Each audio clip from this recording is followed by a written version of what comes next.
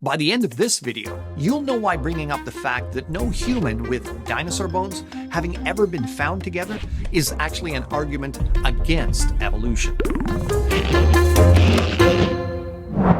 Evolutionists claim dinosaurs and humans, and in fact numerous other animal kinds we see today, never coexisted, citing the fossil record as proof that vast time periods occurred in between their existence. However, fossils of ducks, beavers, badgers, platypuses, pine trees, squirrels, and many other common creatures have been found in rock layers that evolution-believing scientists consider to be dinosaur age.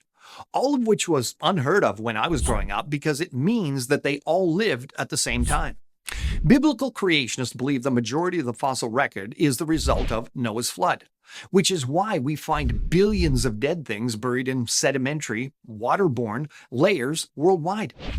And because dinosaurs are just another type of air-breathing animal that would have been sent on board Noah's Ark, we also believe that humans and dinosaurs coexisted both before and after the flood. But evolutionists often cite the fact that because no human and dinosaur bones have ever been found together, this somehow proves they never coexisted. What the human with dinosaur fossils question is getting at is the logical, yet somewhat naive, assumption that if two different creatures lived together at the same time in similar environments, then we should find their fossils together. However, has any Bible skeptic ever posed this question? If whales and coelacanths lived at the same time, why don't we find their fossils buried together? Well, certainly not one that I know of. Coelacanths, living fish, once presumed extinct and formerly used as index fossils for the Cretaceous period, are said to date back as far as 410 million years ago. They're so well known in the creation-evolution debate, they're often referred to as the dinosaur fish. Now, whales are said to have evolved about 50 million years ago, so that means that whales and coelacanths have supposedly coexisted for approximately 50 million years.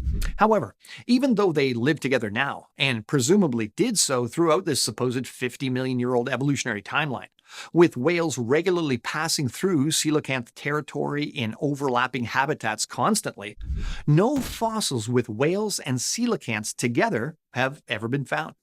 So why is that? We know from the fossil record, regardless of which world history and mechanisms of fossilization that you accept, that marine creatures and plants make up the overwhelming majority of the fossil record.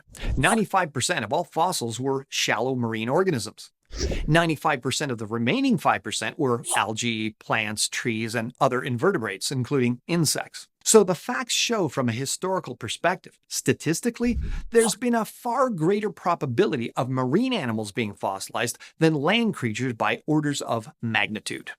Now, dead marine animals, unless scavenged completely beforehand, fall to the bottom of the ocean.